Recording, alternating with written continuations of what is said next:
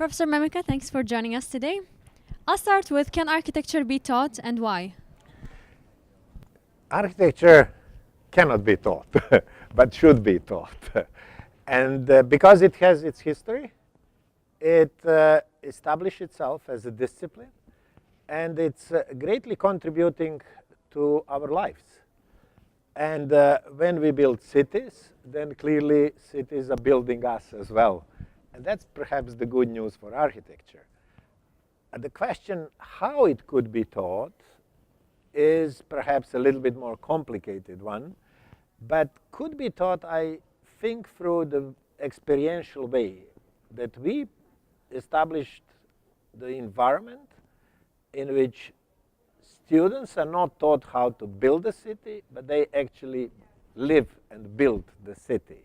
And through that experience, they learn. And the knowledge which probably one is acquiring through experience is the most important one, which then could be taught. What is still missing in the architecture education system, and what do you see unnecessary to teach nowadays?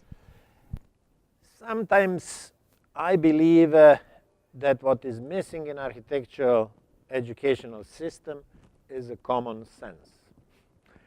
But the common sense is the way in which students and the faculty would communicate and would exchange and would produce a knowledge without any bureaucratic obstacles. The way in which one will feel both sides, and there is no actually both sides, faculty and the students, that they are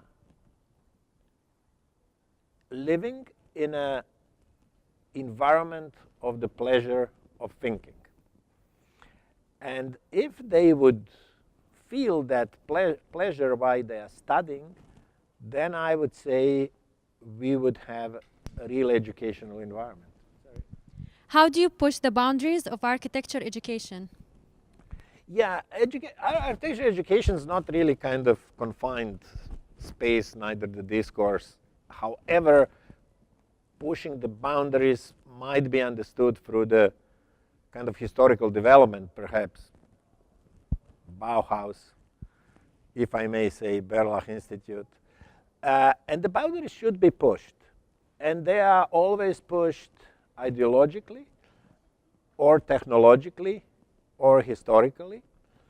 And pushing the boundaries would mean that you really anticipate what is to come, what will be the important in the future. And by anticipating the importance of the future, you might be then close to changing the settings in which our architectural education is organized at the moment. How can we educate the general public about architecture? It is very important that general public should be not educated, but involved into what architecture means, what is the purpose of architecture, and especially urbanism and the power of the cities and the urban environment in which we live.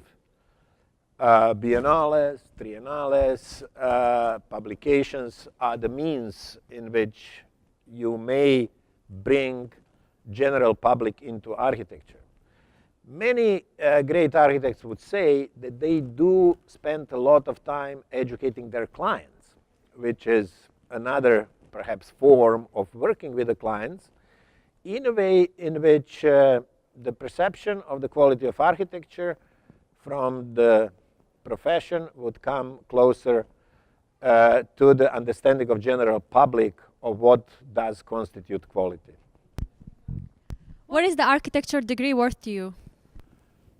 Of course, it's easy to say nothing or something, but basically it is a bureaucratic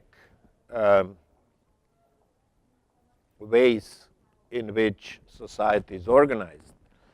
And in that sense, you need a degree. If you mean that the degree is the set of the conceptual or knowledge-based data and that there is a certain proof about that, then I simply don't believe in that. I do believe that gaining a degree, one travels through a series of the conceptual layers which one needs in order to perform as an architect. In many countries in the world, the architectural practice is organized in a very different ways. And as less bureaucracy you are able to put on a profession, I think it will be better for the profession. Professor Mimica, thank you so much. Thank you.